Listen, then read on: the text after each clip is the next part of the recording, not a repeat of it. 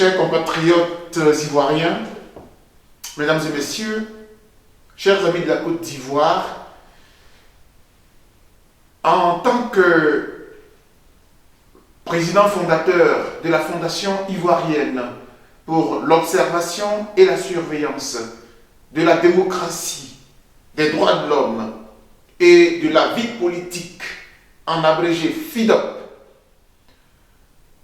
j'ai tenu à faire cette vidéo parce que la situation qui prévaut en Côte d'Ivoire est extrêmement grave. Et parce qu'elle est grave, j'ai voulu m'adresser, mais pour la énième fois, parfois au chef de l'État Alassane Ouattara, mais surtout, vraiment surtout, je voudrais m'adresser à mes compatriotes ivoiriens. Cette vidéo a pour objet la question d'une nouvelle constitution ivoirienne que M. Alassane Ouattara voudrait imposer à la Côte d'Ivoire. Pour que les choses soient très claires, dans un premier temps, je vais vous présenter la déclaration qu'a produite la Fondation ivoirienne pour les droits de l'homme et la vie politique, la FIDOP. Dans un second temps, je vais m'évertuer à donner quelques explications, mais vraiment sommaires, sans vraiment faire de longs discours sur le texte proposé par M. Ouattara et son régime tribal. Et enfin, je reviendrai sur l'appel que nous devons accepter, que nous devons endosser pour sauver notre nation. Vous voyez donc que la situation est, j'allais dire, gravissime devant cet enjeu capital. Chers compatriotes, si vous me permettez, voici la déclaration que la FIDOP a produite. Le coq a chanté, le jour est arrivé pour ta liberté.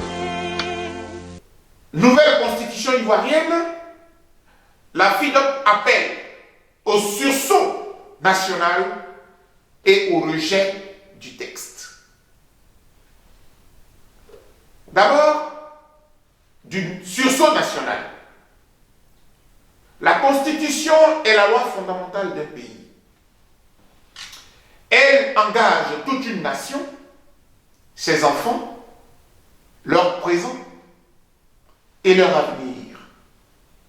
Dès lors, la Constitution ne peut pas être le fait du désir de quelques individus, d'un parti politique ou des experts, encore moins d'un chef de l'État, fût-il un monarque. C'est-à-dire même un roi ne peut pas s'autoriser à proposer un projet à lui seul de la constitution d'une nation. Or, la nouvelle constitution proposée par M. Alassane Ouattara et son régime tribal, naturellement, est l'expression du dédain vis-à-vis du peuple de Côte d'Ivoire. Un véritable dédain. Puisque ce peuple-là n'a ni été associé, n'a ni été consulté dans la rédaction, dans la proposition du projet. Autrement dit, les aspirations de la nation dans toutes ces composantes n'ont pas été prises en compte. Ce ne sont pas des experts qui vont proposer ce à quoi aspire une nation. De plus, on nous parle de référendum. On aurait pu dire, mais c'est très simple, si on n'est pas d'accord avec le projet de M. Ouattara, mais demandez aux Ivoiriens de voter non. Mais de quel référendum parlons-nous? Le référendum, c'est une élection. Mais une élection, on encourage les citoyens à aller à une élection lorsque l'élection est transparente, démocratique. Autrement dit, lorsque vous avez perdu une élection, vous êtes satisfait parce que le jeu a été transparent. Dans le cas d'espèce, le jeu n'est pas transparent. La commission électorale indépendante, mais allez-y voir, elle n'est pas indépendante. Le Conseil constitutionnel, mais allez-y voir, il n'est pas crédible. se rebelle. Et puis le Parlement. Monocaméral, j'allais dire monocorde, le Parlement d'un seul camp. Donc, où est le jeu démocratique? Cela veut dire que même si les Ivoiriens se mobilisaient pour aller voter non, M. Ouattara va transformer ce non en oui. Parce que sachez que ce serait le camouflet de sa vie. Il ne pourra jamais accepter le non. Même il y a un sondage qu'il a réalisé avec son régime, qui lui donne déjà les signaux que son référendum à lui, sa constitution à lui, sera rejetée. Mais il va tout faire pour avoir un oui. Dans ces conditions-là, ne parlez pas d'élections crédibles, démocratiques, transparentes. Hélas, ce référendum ne sera qu'une mise en scène. Simplement. C'est pourquoi la FIDOP, la Fondation ivoirienne pour l'observation et la surveillance de la démocratie, des droits de l'homme et de la vie politique en Côte d'Ivoire, a demandé aux Ivoiriens, face au mépris que M. Ouattara manifeste à l'égard du peuple ivoirien, la FIDOP a demandé aux Ivoiriens, dans leur majorité, dans toutes leurs composantes, de se mobiliser afin de faire barrage à cette forfaiture qui met gravement en danger l'avenir de notre nation. Dans ce cas, parlons donc du rejet de la Constitution. Dans la déclaration de la FIDOP a été très claire. Pour nous, il ne s'agit pas de battre campagne pour le non. Sachez qu'il y a 3 camps aujourd'hui. Il y a le camp de ceux qui veulent voter oui. Les tribalistes, voilà, les rattrapeurs ethniques, les gens qui sont heureux de la situation dans laquelle baigne notre pays, cette division profonde à l'intérieur de notre nation, qui vont voter oui. Les suiveurs également, qui adoubent M. Ouattara, etc. D'un autre côté, de second côté, nous avons ceux qui vont voter non. C'est-à-dire ceux qui disent, bon, mais c'est un jeu démocratique, quand on n'est pas d'accord, on vote non, etc. Encore que je vous ai démontré tout à l'heure que les conditions ne sont pas réunies. Sinon, nous aurions tout bâti comme pour le non. Mais le jeu ne sera pas crédible. Et en fait, à côté de ces 2 tendances, le non et le oui, il y a la 3e tendance, le 3e groupe auquel nous appartenons, dont nous sommes, si vous voulez, les porte-flambeaux. C'est le rejet du texte. Pour la FIDOP, il ne s'agit pas de battre campagne pour le non. Parce que le non ne gagnera jamais dans ce régime-là. Sinon, si nous savions que le jeu était transparent, on aurait tous fait campagne pour cela. Mais non, le non, ce n'est même pas la peine de rêver à cela. Nous rejetons ce texte. Et c'est pour cela que la FIDOP a été cinglante. Ce texte doit être déchiré et jeté au dépotoir de l'histoire de notre nation. Cela veut dire très clairement que pour nous, ce texte-là, il n'existe pas. Et on va plus loin. Il faut que je profite pour dire clairement aux gens. Dès maintenant, pour la FIDOP, même avec toutes les manœuvres de M. Ouattara, qu'il change sa constitution, pour nous, il n'existera pas de nouvelle constitution dans notre pays. Et vous savez ce que cela veut dire? Cela veut dire simplement que, même après Ouattara, la première mission du prochain chef de l'État, quel qu'il soit d'ailleurs, sa première mission, ce sera de déchirer ce texte-là. Un peu, ça me fait rappeler un peu lorsque Barack Obama prenait les rênes des États-Unis en 2008-2009, le premier acte qu'il a signé, c'était de fermer Guantanamo. C'est-à-dire que la constitution Ouattara devient notre Guantanamo. Et c'est pour cela que ce texte doit être déchiré et jeté au dépotoir de l'histoire de la Côte d'Ivoire.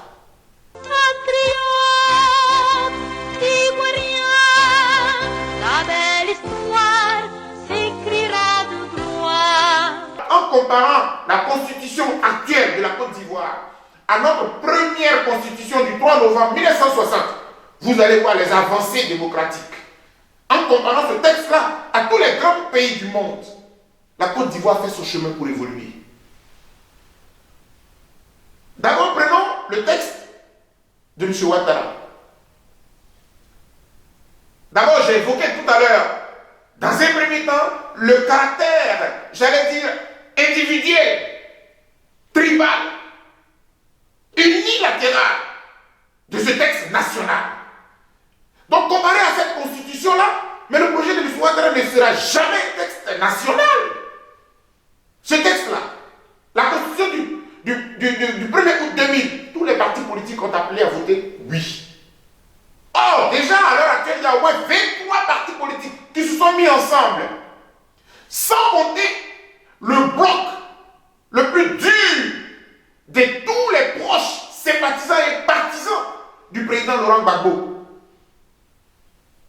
Et une grande partie de la société civile à laquelle j'appartiens, qui refuse ce texte. Donc déjà, regardez le contexte dans lequel la constitution de M. Ouattara est proposée. Je suis en train d'analyser donc le contexte d'abord. On ne peut pas comparer ce contexte-là pour Ouattara, ce contexte de M. Ouattara, à celui de 2000. Et pourtant, nous sortions d'un coup d'État en 2000. La Côte d'Ivoire évolue à son chemin. Ouattara fait rétrograder la Côte d'Ivoire.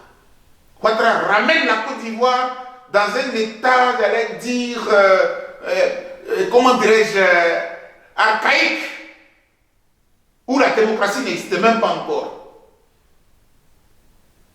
Donc le contexte aujourd'hui est moribond. La Côte d'Ivoire est divisée après cette guerre-là. On n'a pas fini de régler la question. Donc le contexte, n'en parlons même pas. C'est pour cela que cette constitution ne mérite même pas d'être regardée, parce que le contexte ne s'y prête pas. Déjà, ça veut dire même qu'on n'est même pas prêt à rentrer dans le texte, parce que le contexte ne nous le permet pas. Les Ivoiriens ont faim, les Ivoiriens souffrent, les Ivoiriens ne se soignent pas. Il y a des enfants qui vont... On est à la rentrée, il y a des enfants qui ne vont même pas à l'école. Et puis il y a une certaine ministre qui dit ajouter le mercredi là-dedans. Tout ça, c'est... On dirait que ce régime est issu des nuages. Gouverner, c'est regarder le peuple dans ses réalités et se conformer aux réalités. Aider le peuple à vivre, à survivre. Mais vous vous en foutez, parce que vous êtes au pouvoir par la façon que vous connaissez. Vous marchez, vous continuez. Pour vous, tout est correct, tout est normal. Émergence, émergez-vous seul. Et puis laissez les autres immerger. C'est triste, c'est pas cela gouverner. Le projet de M. Ouattara, regardons la forme. Et à propos de forme, écoutez, je suis désolé, mais là, nous sommes en train de parler maintenant, si vous voulez, sur un terrain intellectuel, et je suis bien obligé de parler aux différents experts, aux fameux experts, avec à leur tête mon ami et dévancier au plan universitaire, le professeur Ourago. Franchement, sauf tout le respect que j'ai pour cet aîné-là, j'ai parcouru un peu le texte. Heureusement, il est écrit en français, et que je suis quand même spécialiste de la langue française, spécialiste, docteur du XVIIe siècle français, donc je peux me permettre. Il n'est pas écrit en juriste, il n'est pas écrit en droit, il est écrit en français. Je prends le préambule, simplement. Je compare le préambule du projet de M. Ouattara au préambule de la Constitution de 2000, notre Constitution d'aujourd'hui. Regardez, quand vous voyez le préambule du texte, le préambule, il faut qu'on dise très clairement à nos compatriotes, c'est l'introduction, c'est-à-dire les grandes, j'allais dire l'évocation des grands projets, avant même qu'on ne commence les articles. Donc le texte qui précède cette introduction-là, en droit, dans une constitution, en tout cas c'est le préambule, le texte qui annonce les grands idéaux, les grandes valeurs, les grandes aspirations du peuple. Un texte, même en littérature, à plus forte raison en droit, il doit être léger, il doit être digeste, il doit être bien présenté. Or, le préambule de M. Ouattara, il est touffu, il est confus. Ça, je suis désolé, mais ce sont des mots justes pour que vous puissiez comprendre. Parce que j'ai remarqué simplement que M. Ouattara voulait se justifier. Donc, il a forcé un peu les experts à mettre dans des mots. Donc, ils ont pris le préambule de notre constitution, et puis ils ont essayé de fabriquer pour ajouter d'autres mots. Vous avez rempli le texte, vous avez gonflé le texte, il est illisible, et puis il constipe. Je suis désolé de vous le dire, de cette manière. Et je peux vous démontrer quelques aspects. par exemple, prenez un paragraphe. Vous dites quelque part, et je lis, tenant compte de notre diversité ethnique, culturelle et religieuse, est résolu à construire une nation pluriethnique et pluriraciale fondée sur les principes de la souveraineté nationale. Tout ça, c'est de la redondance, c'est trop compliqué. C'est trop long. Et puis, parce que la Constitution, c'est pas pour vous. C'est pas pour les intellectuels. La Constitution, c'est un texte pour la nation. Donc, il faut tenir compte de cela.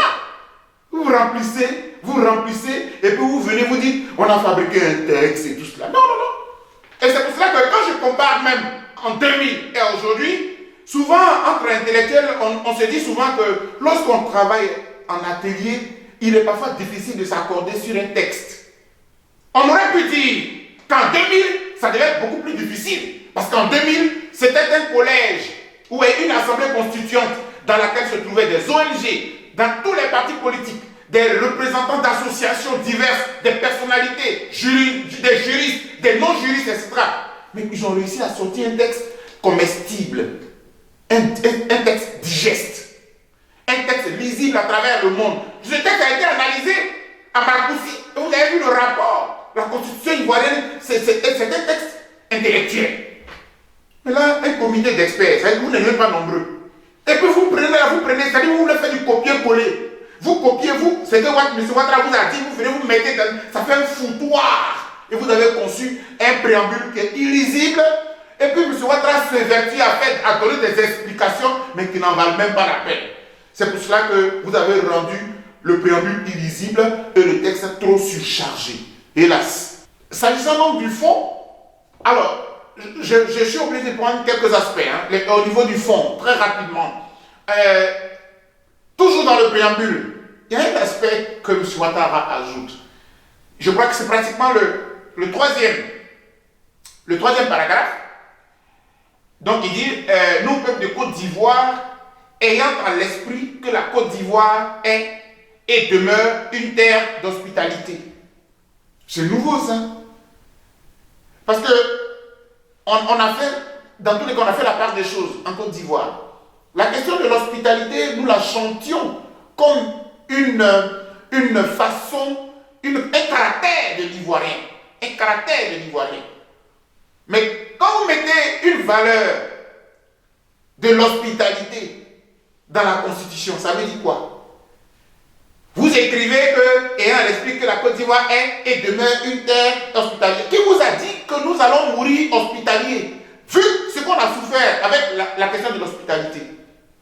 Parce que n'oublions pas, il faut être réaliste. La Côte d'Ivoire est dans le monde l'une des nations, l'un des pays les plus hospitaliers au monde, avec près de 30% d'étrangers qui sont intégrés dans notre pays. Depuis que nous sommes indépendants en 1960, l'étranger fait sa richesse chez nous et on a été éduqués comme cela. Mais quand nous faisons le bilan aujourd'hui, 51 ans après notre indépendance, il faut que, à froid, on essaie de voir qu'est-ce que l'hospitalité nous a apporté. Lorsque vous vous êtes retrouvés à Marcoussis en janvier 2003, qu'est-ce que vous avez dit là-bas? Vous avez écrit dans l'accord de l'INA Marcoussis que considérant que la Côte d'Ivoire s'est modernisée, développée grâce au Burkinabé, etc. Donc la Côte d'Ivoire doit être reconnaissante. Mais c'est une insulte grave. Comme si les Burkinabés venaient travailler cadeau. Comme s'ils venaient travailler gratuitement. Nous sommes un pays d'hospitalité. C'est un caractère. Mais vous n'allez pas mettre cela. Donc en droit, démontrez-nous comment est-ce qu'un pays devient hospitalier. Donc vous allez dire quoi? Vous allez dire que si une famille ivoirienne refusait de recevoir un étranger, comme la Constitution dit que la Côte d'Ivoire, les Ivoiriens doivent être hospitaliers, donc vous allez le mettre en prison. Comme vous avez l'habitude de mettre les gens en prison. L'hospitalité, c'est un délit. C'est-à-dire que le manque d'hospitalité devient un délit. Ils ont mis cela dans la Constitution. Mais attendez, franchement, je me demande si... Mais pourtant, il me semble que ce sont vos experts là, ils sont juristes ou pas? L'hospitalité là, c'est où est le caractère juridique de la question de l'hospitalité? Puisque quand vous mettez cela dans la Constitution, cela veut dire que vous donnez une arme aux juges, aux policiers, aux gendarmes, aux commissaires de se servir d'un prétexte. Non, c'est grave ces choses-là. Je suis désolé, mais c'est franchement, dans le fond, vous nous surprenez, mais vous n'avez pas fini de nous surprendre. Mais nous aussi, on va vous surprendre. On va vous surprendre. Ça, je vous l'avoue, hein.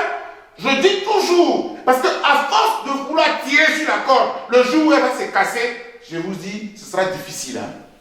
Vous êtes en train de rendre la Côte d'Ivoire de demain plus difficile que celle d'aujourd'hui.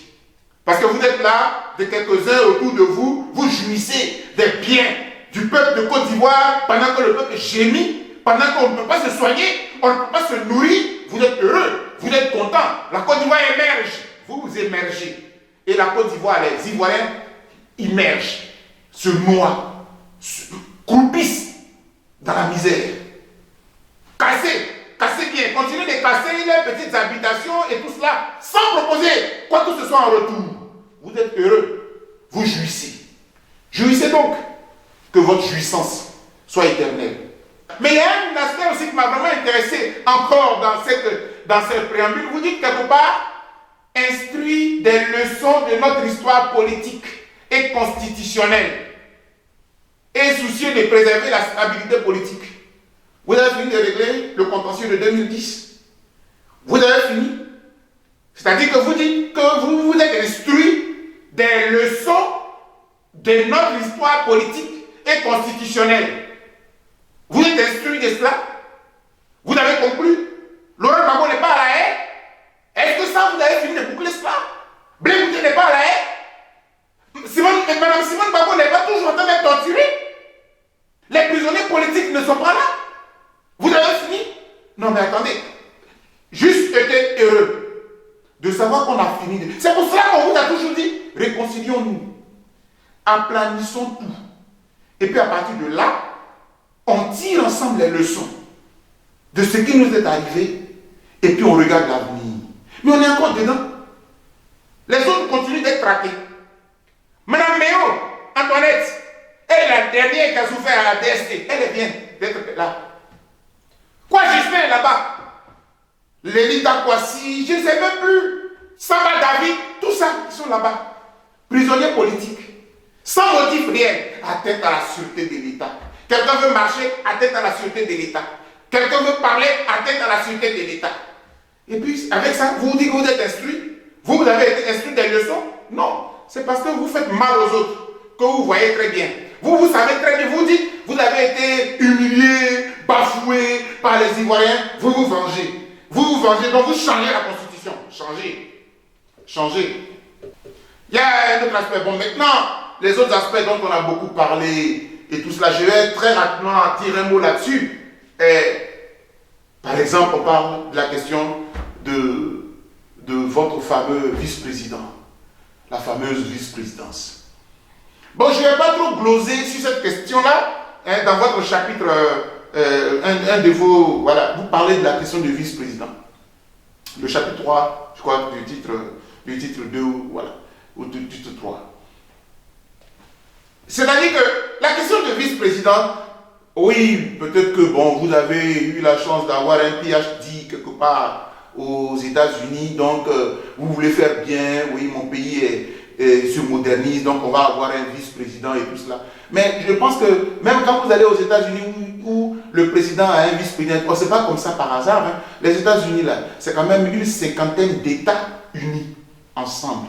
Donc, un seul individu qui est l'exécutif, c'est pas toujours évident. Parce que vous pensez qu'on trouve les postes comme ça parce qu'on veut faire plaisir à Pierre ou à Paul. Non. Les postes, on les trouve, on les choisit, on les décide en fonction de la réalité. Une constitution, c'est cela. C'est le vécu, c'est la réalité que nous formalisons, que nous constitutionnalisons. Voilà. Un pays, on a un président de la République qui est hyper fort, un régime présidentialiste. Il a un premier ministre qui est pratiquement l'ombre de lui-même. Et puis, il y a des ministres parfois qui ne font rien. On cherche à réduire le train de vie du gouvernement. On cherche à réduire le train de vie des dirigeants. On cherche à diminuer Il y a longtemps qu'au sein de la société civile, on demande un bon gouvernement peut fonctionner avec 15 personnes, 15 personnalités. En Afrique, on est toujours 30, 40, parce qu'il faut faire plaisir à toutes les sensibilités. On n'a pas encore fini de souffrir de cela. Vous allez ajouter un poste de vice-président. De sorte que non, on n'ajoute pas pour ajouter. Et c'est la même chose que la question du Sénat. Et le justificatif apporté à la question du Sénat, c'est la même chose que la question de la vice-présidence et tout cela. Vous dites, oui, il y a des hautes personnalités qui ont servi la République. En fait, le Conseil constitutionnel ne suffit plus pour récompenser les vieux politiciens, et donc la vieille classe politique. Donc il faut créer un parlement, une autre chambre au niveau du parlement, donc avoir un parlement bicaméral, de sorte que en créant le Sénat, 2 tiers des membres sont élus, 1 tiers, le président va s'asseoir, regarder la tête de Yao, il le nomme de Kofi. Non, pas de Yao. Même les Yao encore, bon, c'est le même RHDP quoi. Mais je vous l'ai dit, il regarde Zoumana, il regarde Ouedraogo, il regarde Takampion, tous les gens là, et puis voilà, non, c'est trop facile. C'est trop facile. Je pense que les Ivoiriens n'accepteront pas cela. Le peuple souffre. On a des problèmes. Un pays riche comme le nôtre, on n'a même pas d'assurance maladie. On n'a même pas de route. Et puis, les gens, il n'y a même pas de construction. C'est-à-dire que des maisons pour moderniser le pays. Rien du tout. Et puis, vous allez venir là, engraisser davantage tous les vieux politiciens. D'ailleurs, la classe politique, elle doit se renouveler. Il y a des jeunes cadres, des jeunes intellectuels, il y a des jeunes dans tous les domaines politiciens qui doivent arriver. Il faut que la classe politique accepte son renouvellement. Et puis, je vais terminer sur la question de votre article 55, qui remplace l'article 35. Ouais, ça fait toujours 5-5. Voilà. L'article 55. C'est-à-dire que le président de la République, on n'a plus besoin que ce soit de père et de mère ivoiriens d'origine. Il faut simplement alléger, etc. Écoutez, en modernisant les nations, on peut permettre à ce que des Ivoiriens qui ont une nationalité, j'allais dire, qui sont d'origine, d'une autre origine, etc. Mais ça n'appartient pas à vous. Ça appartient aux Ivoiriens. Et c'est les Ivoiriens seuls, le peuple de Côte d'Ivoire seul, qui, dans sa souveraineté, décide de quel est le profil de celui qui doit nous gouverner. Si les Ivoiriens disent, celui qui doit nous gouverner, c'est quelqu'un qui mesure 1,80 m, ça doit être décidé. Ce sont les Ivoiriens qui décident. Mais ce n'est pas vous, parce que vous avez souffert de l'article 35, vous inventez un autre article, etc. D'ailleurs, même la question de l'article 35 est dépassée, parce que vous êtes imposé président. Je pense que ce n'est plus nécessaire. Bref, je crois, mesdames et messieurs, que, en résumé, sur le projet de M. Ouattara, ce qu'on ne dit pas, c'est que M. Ouattara a pris des engagements. On l'a entendu dire qu'il n'est même pas intéressé par un 3e mandat. Oui, on sait. Mais avec la nouvelle constitution, vous n'êtes pas dans un 3e mandat. Vous êtes dans un nouveau 1er mandat. Vous pensez qu'on est naïf? Parce que demain, c'est cela. Puisque vous n'avez jamais été cohérent. Sinon, je me rappelle, il y a plusieurs années, vous aviez dit que les lois de mon pays ne me permettent pas de me présenter à l'élection présidentielle. On l'avait entendu aussi. Hein. Et les lois là même n'ont pas changé, elles se sont durcies. Mais la rébellion est arrivée, puisque vous aviez été exclus. Et donc, les Ivoiriens sont xénophobes. Ils sont exclusionnistes. Je pense qu'il faut arrêter tout cela. On n'est pas naïf. Les Ivoiriens doivent être très vigilants. M. Ouattara veut berner tout le monde, et puis il va faire exactement comme M. Pierre Nkurunziza au Burundi, où il s'est servi des accords d'Arusha, il a fait 2 mandats, au moment où ces 2 mandats sont terminés, il dit non, en fait, le premier mandat que j'avais fait, la constitution n'était pas encore mise en place. Donc avec la constitution, j'ai fait 1 mandat, il me reste un 2e mandat. Il faut arrêter de jouer avec le peuple. Ta détermination sauvera ta nation. Mesdames et messieurs, en finissant donc cet entretien, je voudrais, au nom de la FIDOP, saluer le courage des Ivoiriens, saluer les Ivoiriens dans leur ensemble, pour le martyre qu'ils subissent.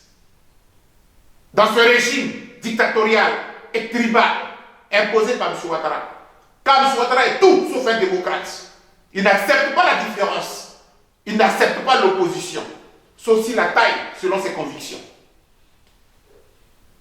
La FIDOP a appelé à un sursaut national pour faire barrage à ce texte. Il s'agit de notre nation. Il s'agit de l'avenir de notre nation. M. Ouattara est arrivé dans le 16 août, en 80, au départ en 88, mais surtout en 90, jusqu'à aujourd'hui, il s'est imposé qu'à cela ne tienne. Mais au-delà, il veut maintenant changer notre loi fondamentale. Ce n'est pas juste. Je pense qu'il est allé trop loin. Et je voudrais dire à tous ceux qui nous soutiennent dans cette basse besogne-là, ils seront comptables dans l'histoire de la Côte d'Ivoire. Et j'ai mal quelque part de savoir que le président Houphouët-Boigny, qui a bâti notre nation, parce que c'est lui le père de cette nation, c'est lui le père de la modernité de la Côte d'Ivoire. De sa tombe, il ne serait pas fier de savoir que son parti s'est allié avec des rebelles pour venir aujourd'hui marcher sur les Ivoiriens, déchirer leur loi fondamentale. Au nom de quoi? Au nom de postes, de ministres, de députés, de maires. Franchement, vous pensez que cette nation bâtie avec la sueur et le sang de nos ancêtres mérite d'être bradée de cette façon? Nous ne ferons pas partie de cette lâcheté. Nous invitons donc les Ivoiriens à se mobiliser pour que ce texte-là ne soit jamais admis comme constitution dans notre pays. Oui, ils sont prêts à le voter. Oui. Il y en a qui disent qu'ils sont prêts à voter non. Oh, on aurait suivi ceux qui sont pour le non.